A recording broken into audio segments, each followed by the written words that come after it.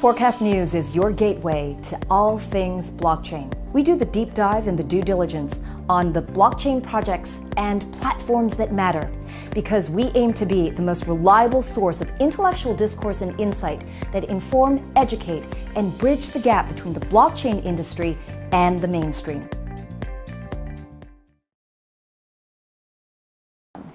In China, there is opportunity in undefined spaces, and that explains a lot about the young, vibrant energy that surrounds the blockchain industry in China. Developers with vision is one thing, but without the support of investors and resources around them, it remains only that. We're here in Shanghai, one of the tech hubs in China, and we are sitting in one of the blockchain centers around the world that CEO of Blockchain Global, Sam Lee, helped build. In fact, this is just one of many. Blockchain Global has invested more than $300 million into dozens of blockchain-enabled companies and projects around the world. So who better to help us understand China and the blockchain industry than Sam, Australian, grew up in Australia, but you saw the opportunity here in China 2 years ago, and here we sit today. Absolutely. Thank you for having me. It's great to have you here with us. Help us understand what you saw in China, what you saw with blockchain 2 years ago that you said, need to be here.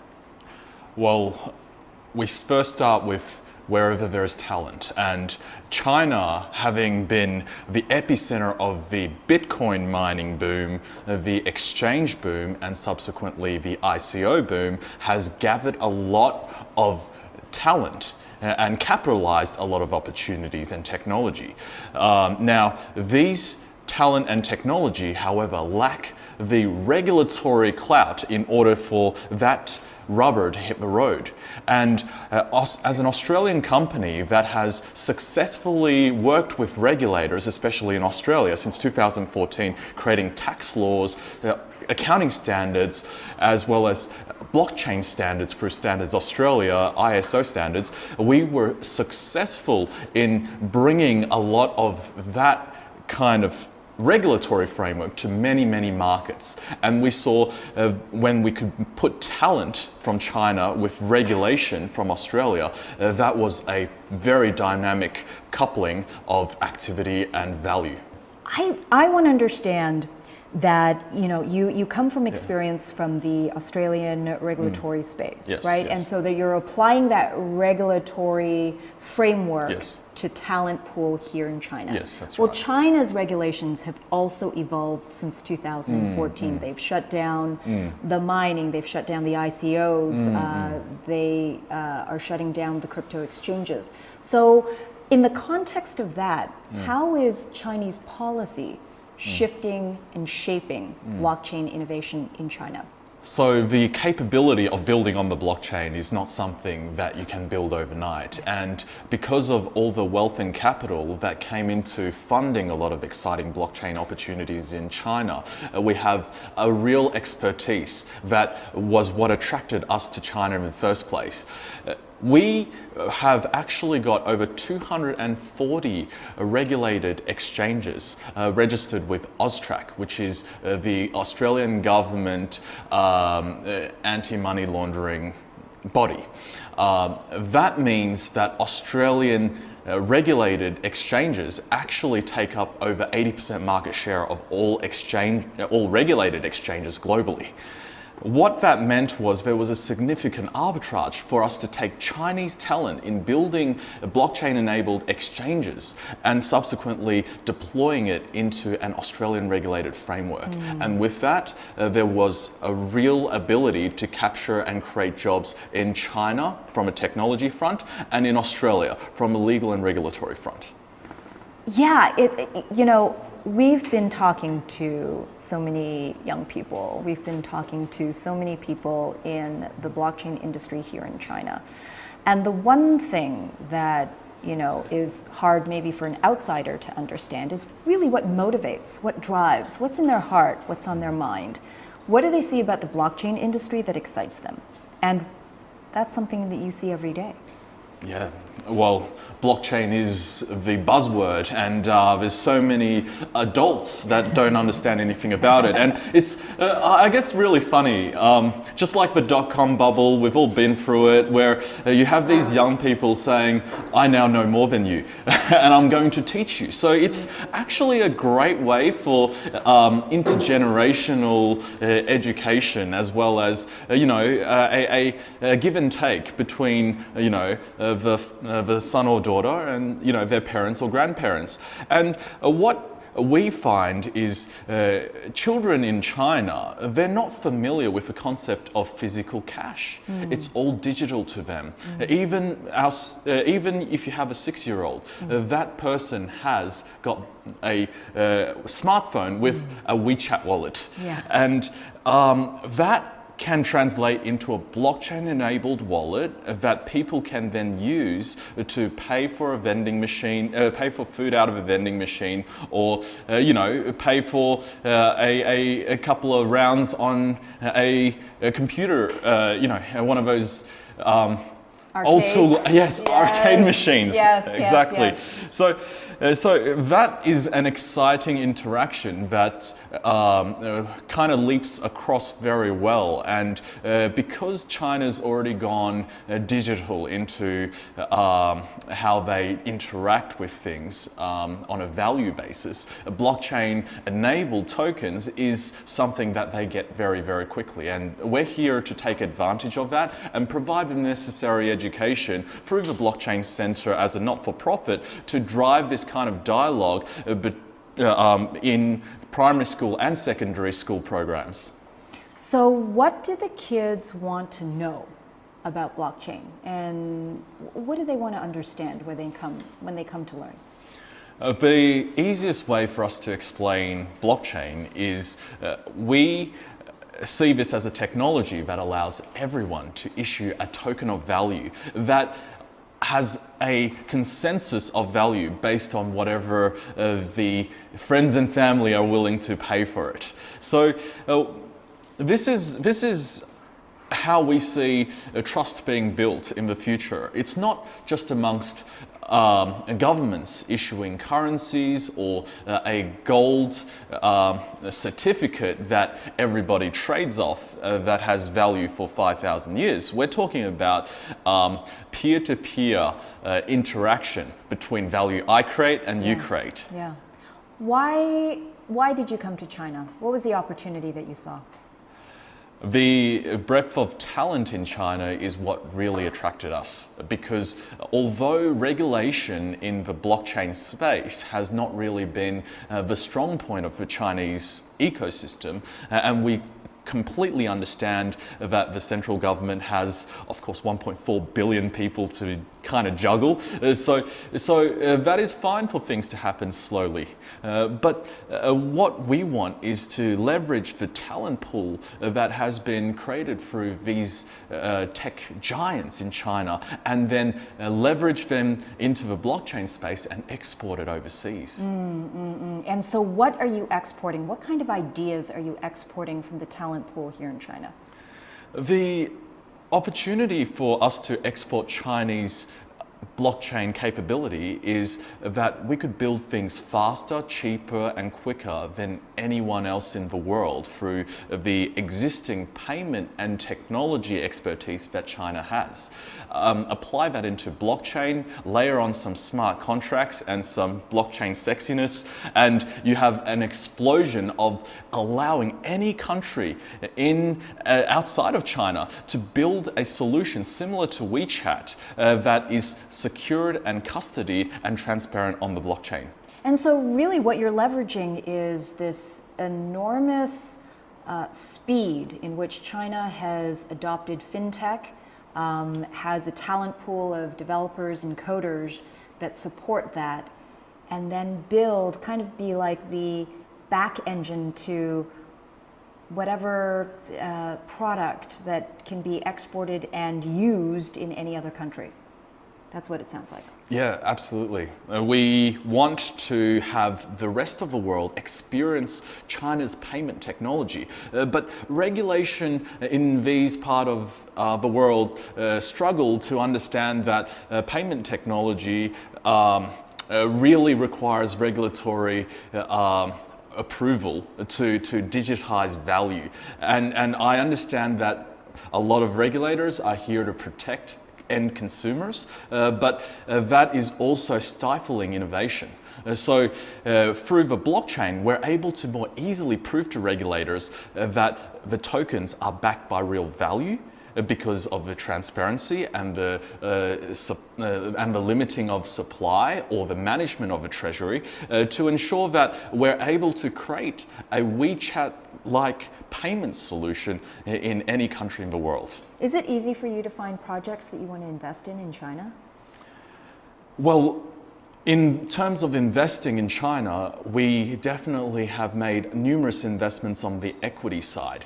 And we feel that at the right time, creating a byproduct that involves a tokenized unit overseas makes perfect sense. Just like how the Chinese just like how many Chinese companies have a free-tier corporate structure that allows them to list in the US, we see the same applying to having a Chinese company having a free-tier structure to create a token overseas as well. What do you think of the PBOC, the central bank-backed digital currency that is about to be launched in either probably the next year or sooner? I'm so excited that governments around the world are leveraging blockchain technology to more efficiently manage the digital value. And this process is going to save governments potentially billions of dollars and also increase the velocity of trust and the transfer of value. If we increase the velocity of value, that means everybody can actually have more value in their pockets at the same time. Tell me about the one thing that excites you the most being based here in Shanghai, setting up here and thinking about blockchain innovation. What are the projects that excite you the most? Well, what excites us the most is the ability for anyone to imagine anything and for the turnaround time in the development houses in China to be almost weekly. Within a sprint, you'll get new functionality, new features. And that too, I think, the spread of blockchain adoption on a global scale is instrumental because this industry moves so quickly, this technology moves so quickly. So you really do need a very proactive force of developers that can make it happen almost overnight, as opposed to going through the whole 3-month, 6-month waterfall project plans.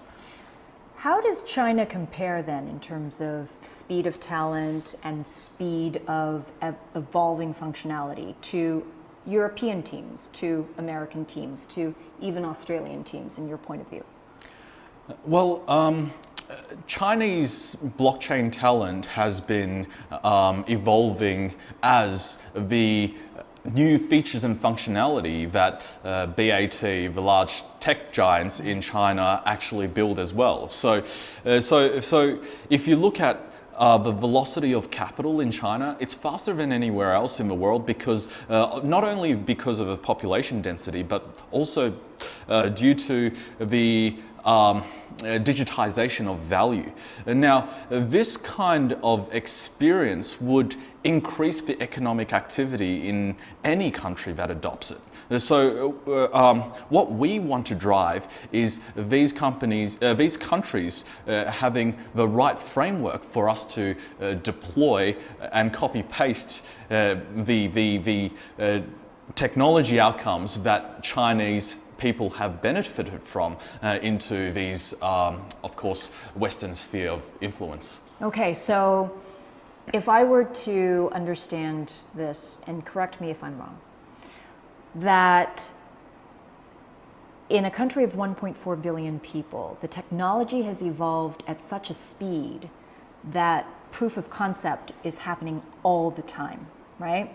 And if the regulatory framework then becomes more consistent outside of China, in Australia, in Europe, in America, that the products that are created here in China could easily be transplanted and used because it's already been tested by 1.4 billion people, it's already been debugged, it's already been evolved within this incubator. So China, it's almost like you're explaining China as like a giant incubator for blockchain innovation that potentially we could see down the road 2, 3, 4 years from now.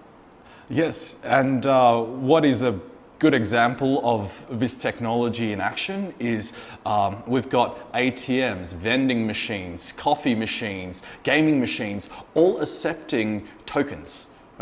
We're talking about over 600 tokens available on our custody solution that is enabling all this hardware to actually interact with all these digital tokens that you can't touch.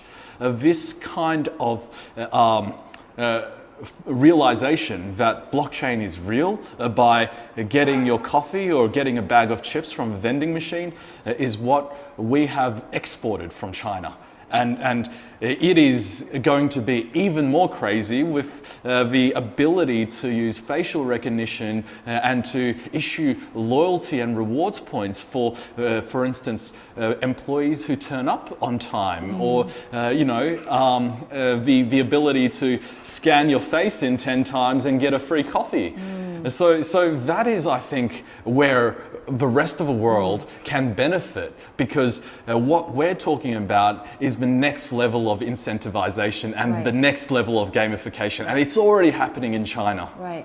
Cryptocurrency, though, is not legal to use. So how does token economy fit within that policy framework, that guideline that China has issued? Well, what we have created is corporate-backed tokens that are pegged to the Chinese yuan. It's more like a debt instrument. And of course, you could spend this debt instrument in a vending machine inside your workspace. So it's not necessarily a decentralized cryptocurrency. It's more like a stable coin, like a internal token that is tied to the yuan. Exactly. Yeah, so think of it this way. You work for an extra couple of hours overtime, and when you sign out by pressing your thumbprint on the corporate device that registers your sign out, that device is linked to your corporate wallet that gives you 20 more tokens that is spendable inside the corporate ecosystem. And so it really is a social experiment as well as a business experiment, because you're testing out how people engage with the token economy. Exactly. And get this, you put rubbish in a rubbish bin. The outside of the bin actually is covered with this panel. It's kind of like a flexible display screen, right? So as soon as you put rubbish in the bin, the flexible display screen displays a QR code that you have to quickly scan in 5 seconds. Once you scan it, it rewards your wallet with a token that you're able to then spend at a vending machine right next door. So what we're doing is talking about picking up loyalty points, picking up these kind of little social engagements for being a good citizen that is happening already in China, that we believe is driven more effectively on a blockchain. That's amazing. Okay, I can't wait to learn more. That's for another conversation. Yes, and I look forward to that other conversation to happen in Paris or Shanghai or, oh, actually we are in Shanghai. Truly, truly global. You guys are everywhere. Thank you so much. Thank you so much. All right, Sam, thank you. That's awesome.